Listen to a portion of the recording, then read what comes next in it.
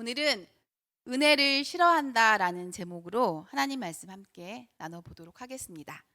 크리스찬들이 가장 좋아하는 단어는 단연 은혜겠죠. 제 주변에도 은혜라는 이름을 가진 사람이 되게 많아요. 그리고 찬양은 말할 것도 없죠. 찬양 안에서도 우리는 넘치는 은혜라는 그런 말들, 그 용어들을 우리는 충분히 볼 수가 있습니다. 기독교를 대표하는 단어가 이렇게 은혜라고 한다면 그 은혜가 정말 어떤 의미인지 그 진정한 의미를 한번 깊이 생각해 보는 것은 필요하겠죠. 구약 성경에서 은혜는 헤세드라는 말로 표현이 됩니다. 그 헤세드라고 이 헤세드라는 말이 은혜로 번역이 되었는데요. 이 단어를 가장 잘 보여주는 성경이 있다면 그건 바로 룻기입니다. 룻기 잘 아시죠? 그 당시에 여성에게 있어서 남편은요 의지하는 대상, 사실 전부라고까지 말할 수 있을 정도로 그렇게 중요한 신뢰할 수 있고 의지할 수 있는 대상이었습니다.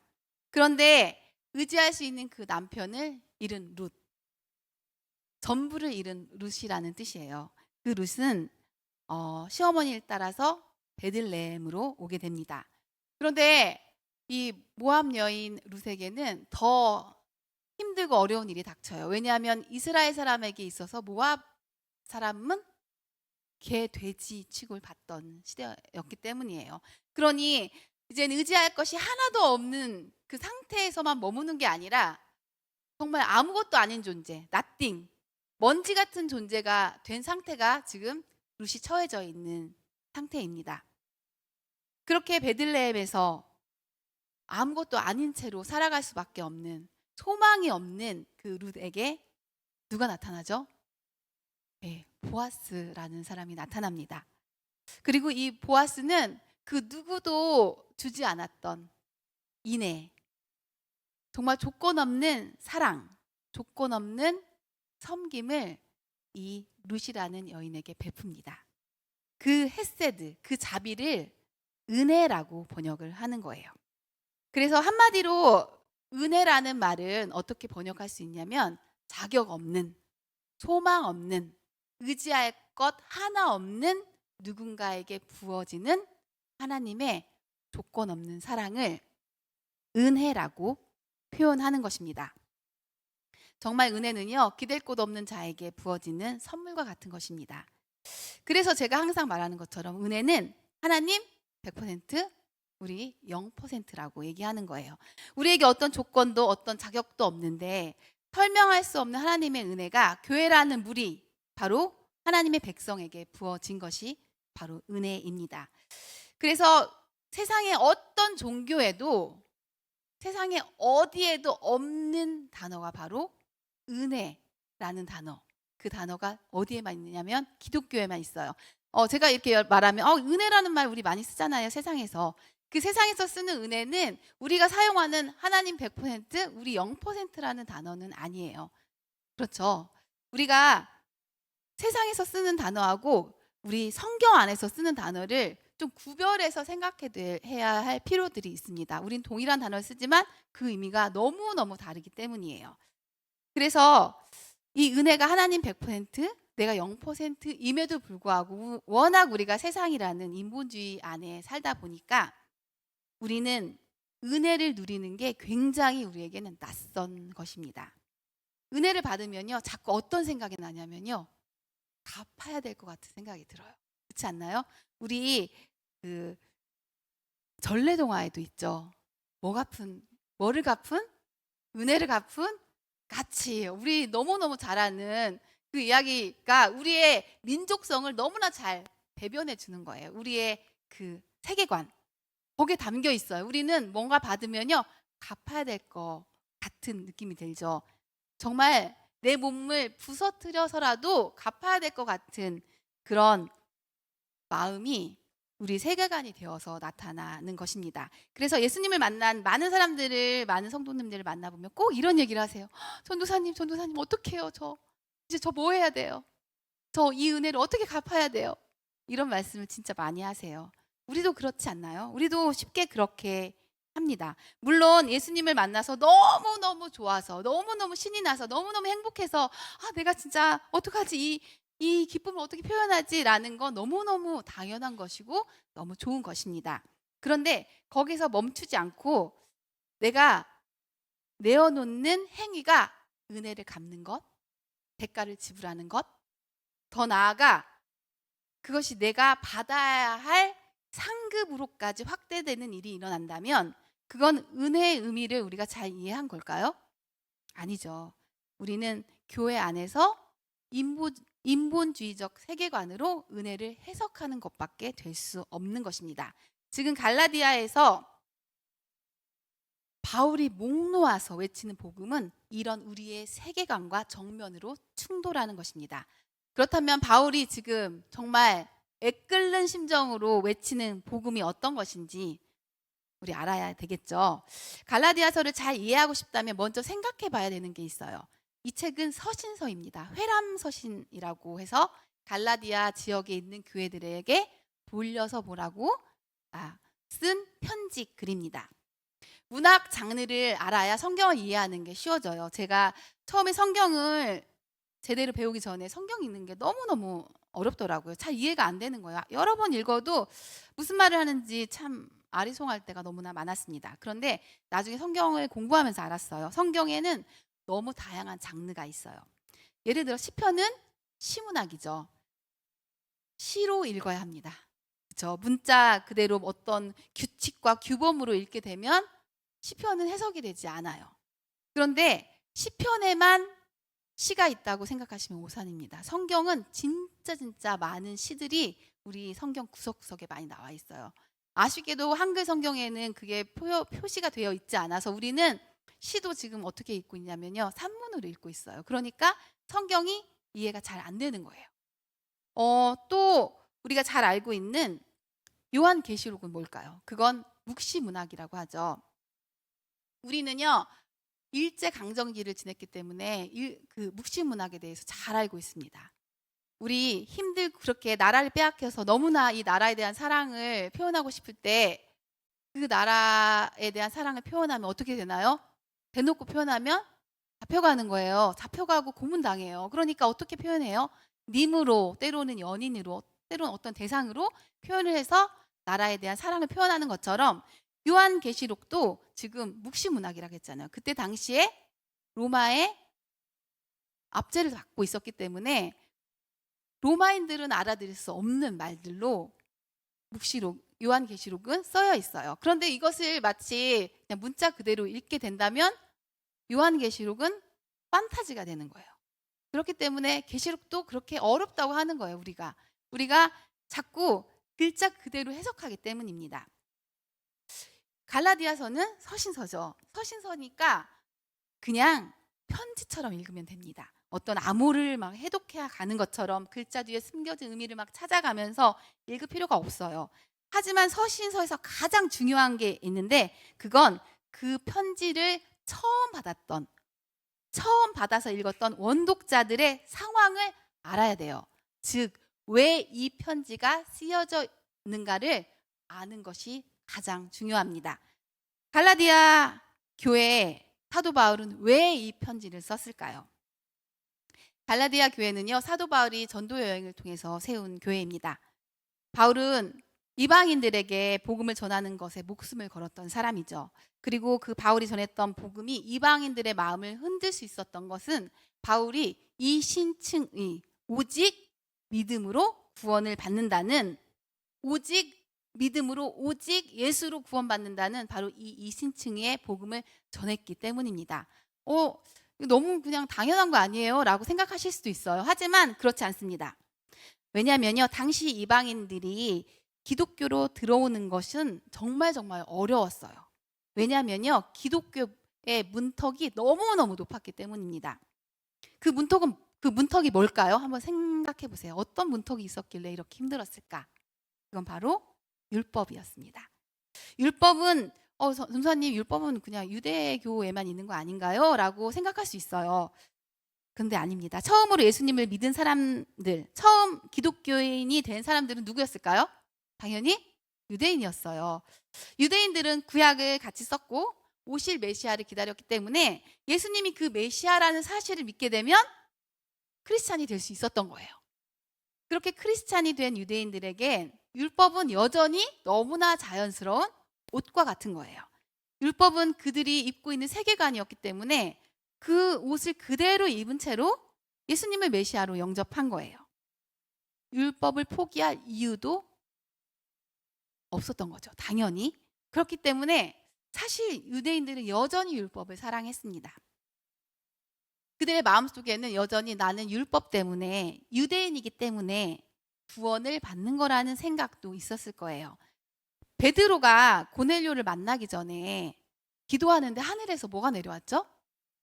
그쵸. 보자기가 내려왔는데 거기에 정한 짐승들이 있었나요? 부정한 짐승들이 있었나요? 부정한 짐승들이 막 내려오면서 예수님께서 말씀하시잖아요. 잡아먹어라. 그랬더니 베드로가 어떻게 합니까? 펄쩍 뜁니다. 저는 어릴 때부터 이런 거는 입에도 되지 않았습니다. 저는 율법을 엄청 잘 지키는 그런 사람입니다. 지금 베드로를 제가 보면서 느꼈던 게 그 프라이드가 느껴지더라고요. 내가 어떤 사람인지 아세요, 주님? 저는요, 정결한 음식만 먹는, 율법을 잘 지키는 저는 그런 사람이에요. 저는 달라요. 라고 말하는 것처럼 저는 느껴져요. 그 정도로 선민의식, 율법을 지키는 특권 의식이 유대인에게는 뼛속같이, 뼛속 깊이 들어 있었던 것입니다. 이 율법은요, 정말 녹록하지 않은 법이었어요. 유대인에게는 613가지, 613가지의 율법이 있었는데요. 그 중에 365, 그것은 하지 말라. 나머지 248가지는 하라라는 명령입니다. 그런데 그건 거기만 멈추는 게 아니라 율법에서 파생된 장로들의 유전이 한가득했습니다. 거기에 바리새인들이 만들어낸 율법 해석들도 너무너무 많았습니다. 다 합치면 정말 수천 가지가 되는 거예요. 그 중심에 있었던 것이 바로 할례와 음식법입니다. 할례는 남성의 생식기 끝을 잘라내는 거죠. 이 할례는 엄청나게 죽을 만큼 아플 뿐만 아니라 많이 죽었습니다. 당연한 거예요. 그때 당시 약이 있었을까요? 항생제 이런 게 있었을까요? 없었어요. 그 당시에 무슨 소독약이 제대로 있었겠습니까? 아니면 그 당시에 무슨 병원이 제대로 있었겠습니까? 정말 할례를 받다가 간염이 돼서 죽는 사람들이 많았어요. 그러니 이 할례를 받는다는 것은 정말 어마어마한 도전이 되는 거예요. 그렇기 때문에 유대인들은, 할례를 받은 유대인들은 그것이 어느 순간 어마어마한 자부심이 되었던 거죠. 내가 목숨 걸고 할례를 받았으니까요. 그리고 그 유대 기독교인들은 이 할례를 기독교에 그대로 가지고 들어오는 거예요. 할례가 없으면 그리스도인이 될 수 없다라고 하는 거죠. 이방인들 입장에서는 너무너무 무서운 거예요. 할례를 받는다는 것 자체가. 그리고 기독교인이 되기 너무 힘든 것 중에 하나가 또 음식법이었어요. 단순히 이스라엘 사람들은 먹어라 먹지 말라 이 정도로 우리가 생각하면 안 되는 게, 만약 그렇게만 생각한다면 돼지고기 못 먹으면 뭐 소고기 먹으면 되지. 아유, 그냥 뭐 양고기 먹으면 되지. 이렇게 생각하면 될 거 아니에요. 그런데 그때 당시 이방인들이 살던 그곳은 누가 다스리는 곳이었죠? 로마가 다스렸단 말이에요. 로마는 다신교입니다. 다신교. 그러면 로마의 시장은 누가 장악을 하고 있었을까요? 로마가 장악하고 있죠. 로마인들이 장악을 하는 시장이란 말이에요. 길드라는 조직이 있었기 때문에 그때 당시에는 그 조직에 가입한 로마 사람들이 시장을 장악하고 있었어요. 당연히 다신교를 믿는 로마 사람들은 짐승을 잡을 때 그 자기들이 믿는 신에게 뭐라 할까요? 제사를 하잖아요. 우리도 막 쉽게 볼 수 있죠. 고사 지내는 거 많이 보실 수 있잖아요. 그렇게 제사를 드려요. 그런데 그렇게 제사를 드린 음식을 이스라엘 사람들은 우상 숭배라고 해서 절대 먹지 못하게 합니다. 저도 어렸을 때 제사 드린 음식 부모님이 못 먹게 했어요. 저희 유대인도 아닌데 우리도 이 정도였는데 얼마나 철저하게 이것을 지켰을지 상상이 됩니다.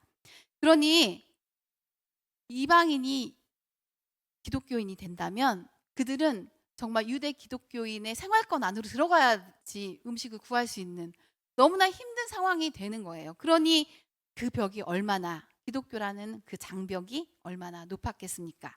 그런데 바울이 이런 율법주의를 철저하게 깨부수는 거예요. 바울이 강력하게 말한 복음은 바로 그런 거 아니야. 오직 믿음으로, 오직 예수로, 하나님이 주신 그 은혜로 구원받는 거야 라고 말하니 얼마나 좋았을까요? 로마서 3장 30절 한번 같이 읽어보겠습니다. 시작. 할례자도 믿음으로 말미암아, 또한 무할례자도 믿음으로 말미암아 의롭다 하실 하나님은 한 분이시니라. 지금 그 누구라도 믿음으로 구원을 받는다라고 선포하고 있는 것입니다. 이방인에게는 정말 기쁜 소식이 아닐 수 없겠죠. 그렇게 바울은 이방인들에게 자유케 하는 복음을 선포했습니다. 하지만 바울은 이 이유 때문에 욕도 정말 많이 먹었어요. 유대인들에게 위협도 많이 당했습니다. 바울처럼 복음 때문에 고난을 받은 사람이 있을까 싶을 정도로 바울은 많은 위협과 핍박을 받았음에도 불구하고 오직 믿음, 오직 은혜, 오직 예수라는 복음을 타협하지 않았습니다. 오히려 바울은 고난 중에서도 이렇게 고백합니다. 고린도 후서 11장 28절 함께 읽어보겠습니다.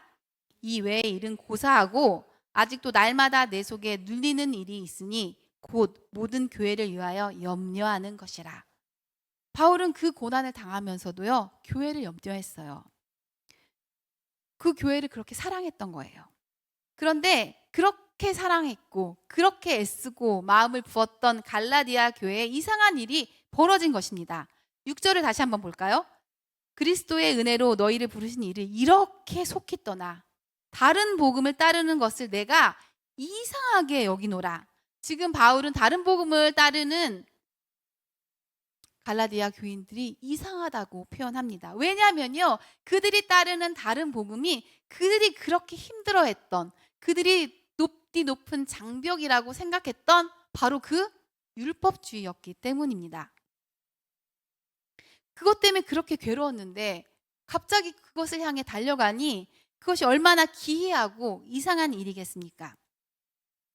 바울은 너희들이 할례, 음식법, 안식일법 그것 때문에 너무너무 힘들어하며 기독교인이 될 수 없었음에도 불구하고 너희들이 이렇게 속히 갑자기 그것을 향해 달려가는 게, 그 거짓 복음에 반응하는 게 말이 되느냐라고 지금 말하고 있는 것입니다. 사랑하는 성도 여러분, 복음은요, 자유케 하는 법입니다. 갈라디아서의 대주제가요, 바로 이거예요. 갈라디아서의 대주제는 자유케 하는 복음입니다. 자유자의 삶입니다. 이게 바로 갈라디아서가 말하고 싶어하는 내용이에요. 그런데 율법으로 속히 돌아가서 그것을 따르는 갈라디아 교인들이 얼마나 이상하고 그 모습이 얼마나 다급했는지 갈라디아서라는 서신서에는 인사글조차 없습니다. 그 당시 그리스 로마 지역에 주고받는 모든 편지에는요, 형식이 있어요. 일종의 형식들. 그 형식이 바로 처음에 감사 인사를 하는 거예요. 그래서 다른 서신서들을 찾아보면 바울이 막 감사하노라 이걸 되게 많이 찾아볼 수 있을 거예요. 근데 갈라디아서에는 그 감사 인사가 없습니다. 바로 본론으로 들어가는 거예요. 바로 본론으로. 정말 바울의 마음, 그 인사, 그 형식조차 지킬 수 없을 만큼 다급하고 너무너무 정말 안타까워서 어쩔 줄 몰라 하는 바울의 마음이 여기에도 담겨 있는 거예요. 7절, 8절을 볼까요? 다른 복음은 없나니 다만 어떤 사람들이 너희를 교란하여 그리스도의 복음을 변하게 하려 함이라. 그러나 우리나 혹은 하늘로부터 온 천사라도 우리가 너희에게 전한 복음 외에 다른 복음을 전하면 저주를 받을지어다. 지금 바울은 확신에 찬 말로 선포하고 있습니다.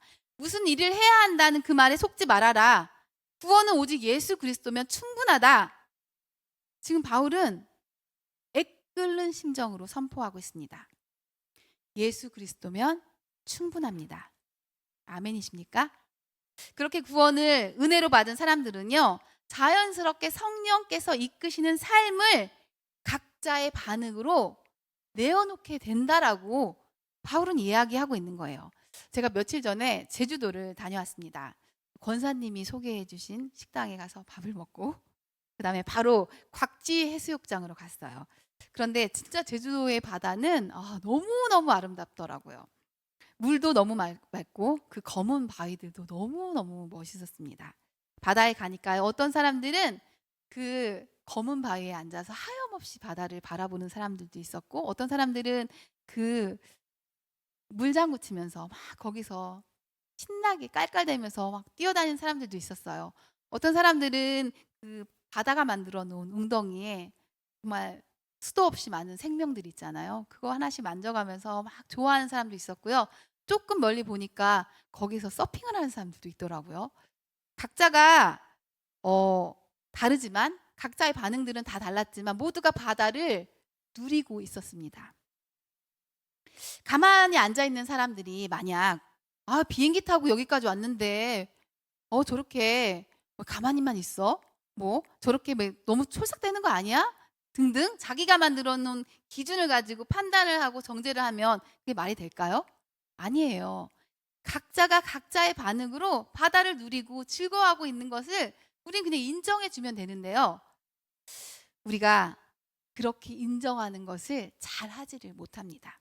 하나님이 주신 구원, 하나님이 우리에게 주신 은혜를 사람들이 누리는 각자의 반응들이 너무너무 다양한데 우리는 자꾸 내 기준으로 예수님 믿으면 이렇게 행동해야지, 예수님 만났으면 이런 행동을 내어놓아야지 라고 생각할 때가 너무나 많지 않나요?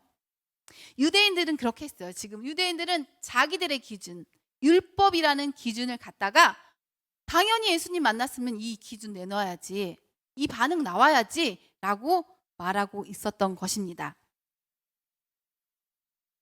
그런데 바울은 타협할 수 없었던 이 복음을 선포했는데 사람들의 반응은 달랐어요.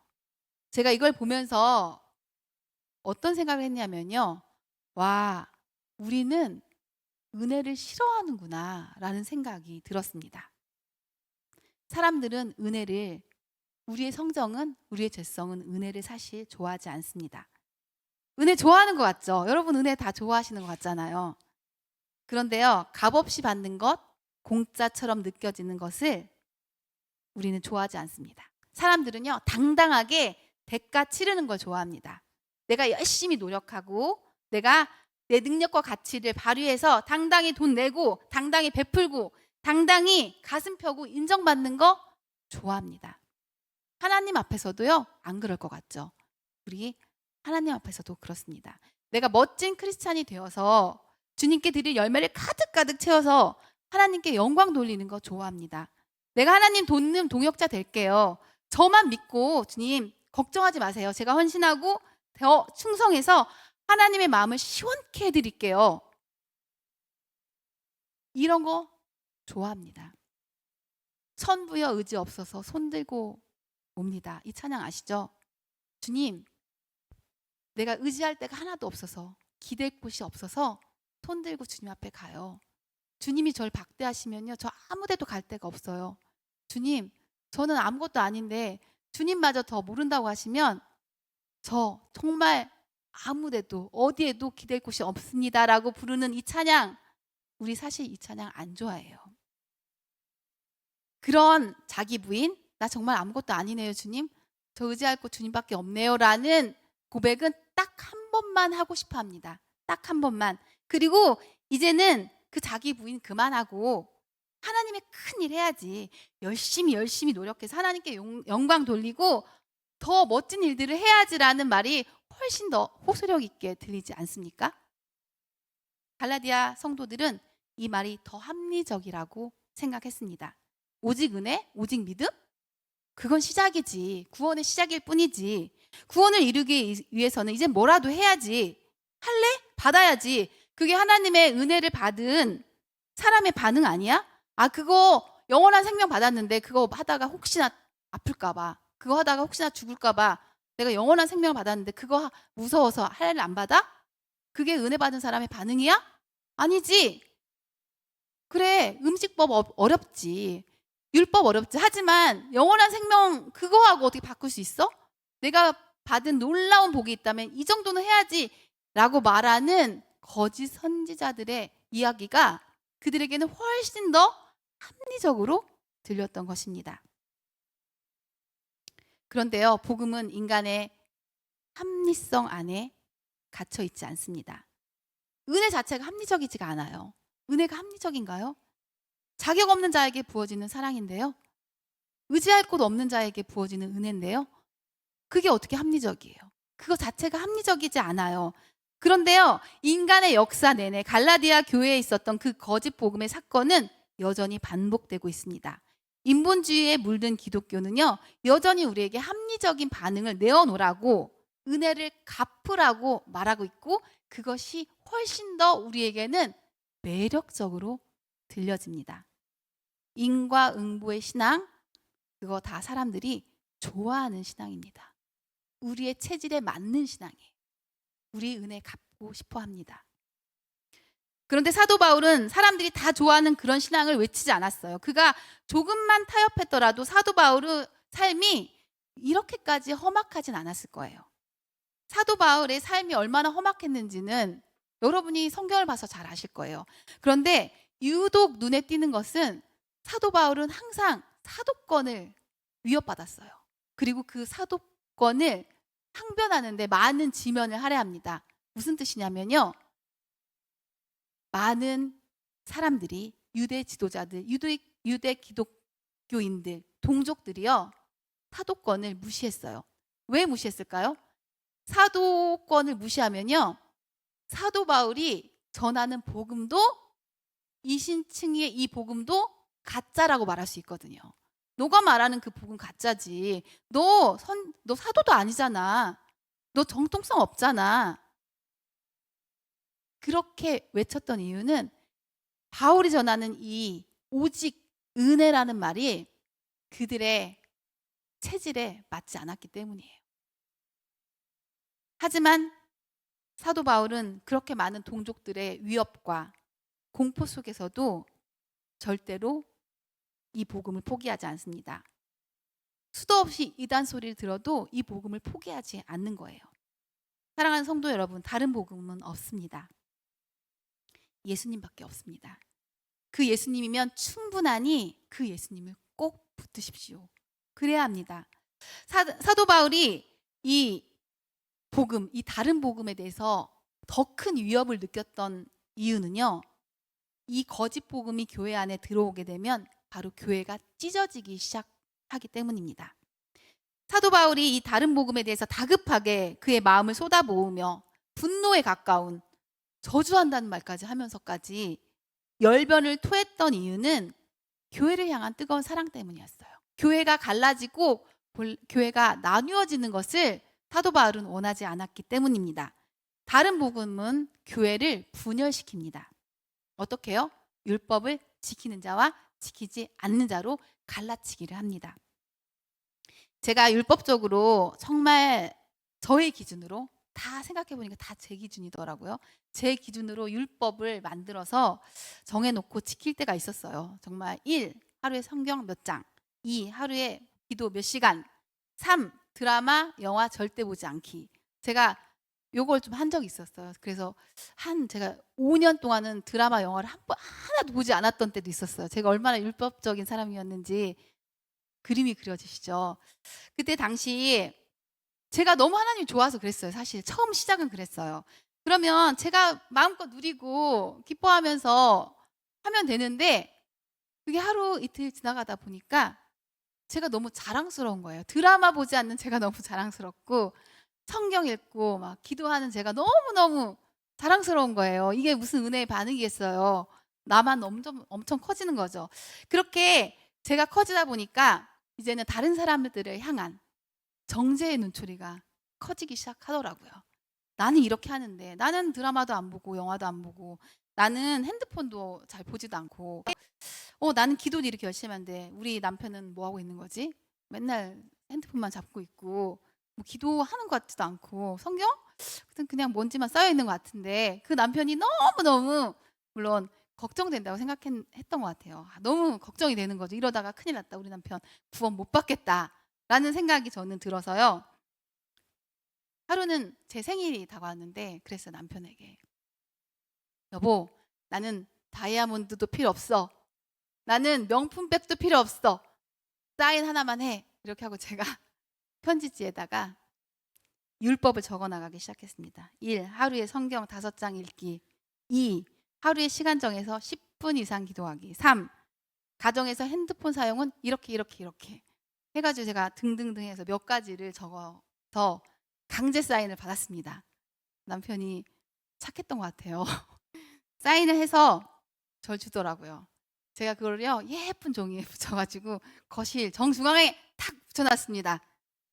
저는 그게요 사랑이라고 착각했어요. 곰곰이 생각해 보니까 정죄였어요. 저렇게 해서 구원 받겠어? 그런 마음이 있었던 거예요. 그리고 남편이 누워 있으면요 살며시 가서 센 설교 있죠. 그거를 틀어놨어요. 뭐 그렇게 해서 구원 받겠어 이런 설교들이 있죠.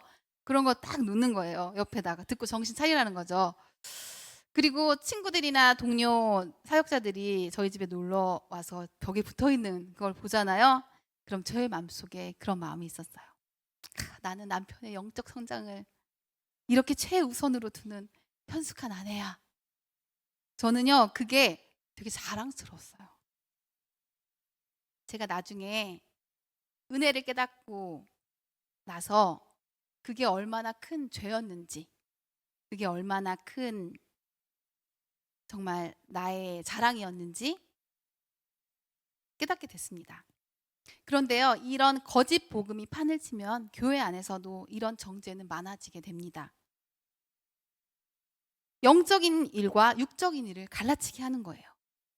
세상 일은 다 육적인 일, 교회 일은 다 영적인 일, 성경 보는 건 선한 일, 드라마 보는 건 악한 일, 찬송하는 건 좋은 일, 세상 음악 모조리 싸잡아서 다 악한 일, 다 갈라치게 하는 거예요. 난 새벽 예배 오는데 저 사람 왜 새벽 예배 안 와? 나 봉사하는데 저 사람 왜 봉사 안 해? 뭐야? 그런데 또 때로는요 이 갈라치기가 심해지면요 누가 다 열심히 하면 쟤는 왜 이렇게 나대? 또 여기까지 가요. 끝도 없어요.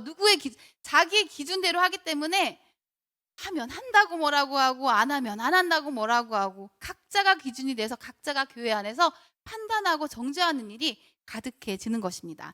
사도 바울은 이걸 너무나 잘 알았기 때문에 거짓 복음, 그 복음이 교회 안에 자리를 트는 것을 너무너무 싫어했던 것입니다. 우리가요 정말 기쁨과 즐거움으로 서로를 섬기고 헌신하는 거 너무나 아름답습니다. 당연히 너무너무 해야 하는 일들이죠. 그러면 그렇게 누리면 되는 거예요. 열심히 하시면 되는 거예요. 정죄의 눈으로 갑자기 세상을 보면 안 되는 거예요. 이렇게 나에게 주신 기쁨이 있어서 내가 이렇게 섬깁니다. 저 사람은 저렇게 또 섬기는구나. 저 사람은 저런 모양으로 또 하나님의 영광을 노래하는구나. 내 눈에 보이진 않지만 저 사람은 또 저런 모형을 하고 있겠지? 나보다 저 사람이 훨씬 낫지. 그래 라고 하는 게 자유한 자의 복음인데 그 자유자의 복음이 어느 순간 사라지고 이건 옳아, 틀려, 맞아 이렇게 하다 보면요 우리 안에는 수근수근거림, 비판, 정죄만 가득하게 되는 것입니다. 지금 바울은요 그래서 분노에 가까운 열변을 통해내면서 다른 복음은 없다라고 얘기하는 것입니다. 사랑하는 성도 여러분, 여러분도 그리스도의 몸된 교회를 사랑하십니까? 그렇다면 은혜의 복음 위에 서십시오. 예수 그리스도면 충분하다는 복음의 본질을 붙잡으십시오. 성도의 삶을 성령께서 이끄신다는 것을 믿고 주님께서 각자에게 맞는 각자의 반응을 분명히 이끌어내실 것을 신뢰하십시오. 내가 하려고 하지 마시고 주님이 하실 걸 기대하시고 응원하시고 격려해 주시면 되는 것입니다. 대부분의 생각들 한번 해보세요. 대부분이요 다 내가 기준이에요. 제가 아까 정했던 드라마 보지 않기, 핸드폰 하지 않기, 세상 음악 듣지 않기, 영화 보지 않기, 그거 어디 성경에 그게 죄라고 써 있어요. 성경이 말하는 죄는 각자가 죄인이 되어 살아가는, 각자가 왕이 되어서 하나님처럼 살아가는 모든 걸 죄인이라고 하는 거예요. 그거는 죄고 요건 죄 아니야. 내가 하는 건 죄 아니고 네가 하는 건 죄야. 그거 다 누구 기준이에요? 내 기준이잖아, 내 기준. 근데 우리는 이게 너무너무 익숙해져 버린 것입니다. 하나님께서 정말 성도에게 일하신다는 것을 신뢰한다면 우리는 넉넉해질 수 있습니다. 하나님을 의심하니까 우리의 마음이 넉넉해지지가 않아요. 하나님 뭐 하시지? 좀 불안한데 좀 열심히 하셔야 되는 거 아니야? 이런 생각이 되면 내가 해야 되니까 정신이 없어지는 거예요. 그렇게 하나님께서 우리에게 은혜로 역사하실 때 오히려 우리의 마음은 넓어지고 하나님께서 하실 일을 기대하기 때문에 우리는 각자가 자기 부인의 반응으로 나갈 수 있게 되는 거예요. 각자 자기 부인의 삶을 살게 되면요, 누구나 나보다 남이 다 더 높아 보이고 귀해 보이고 아름다워 보이게 됩니다. 저는 사랑하는 성도님들이 그 복음을 누렸으면 좋겠어요. 각자가 막 얘 뭐 잘못하나 뭐 잘못하나 이런 게 아니라, 제가 어릴 때, 우리 아이가 어릴 때 실수가 많잖아요, 아이들은. 그래서 이렇게 하면 안 돼, 이거 잡으면 안 돼, 이거 이렇게 행동하면 안 된다 하니까 하루는 저 딸이 그러더라고요. 나 좀 그만 쳐다봐. 제가 그때 알았어요. 나는 정죄하는데 특히 밝구나.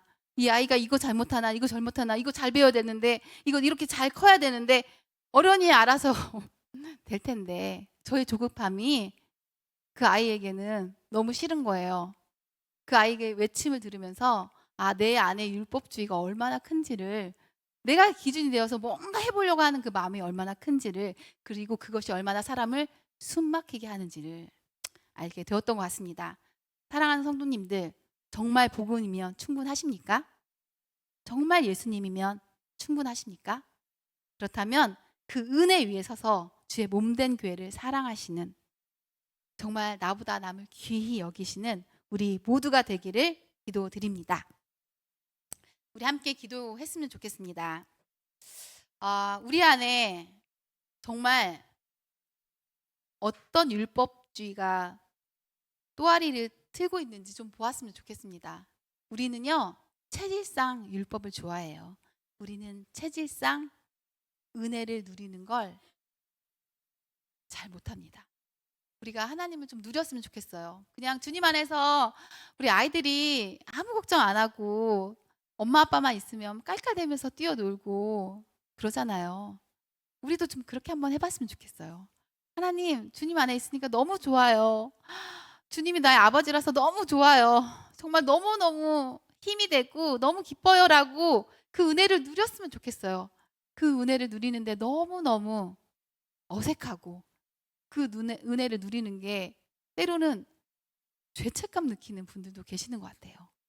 은혜를 갚으려는 노력을 내려놓으시고, 이 시간 우리가 하나님의 그 사랑 안에서 그냥 좀 즐겁게 어린아이처럼 주님 너무 신나요, 주님 너무 좋아요, 주님이 내 아버지여서 너무너무 좋아요 라고 고백하는 그런 기도를 한번 드려봤으면 좋겠습니다. 우리 함께 기도하며 나가겠습니다.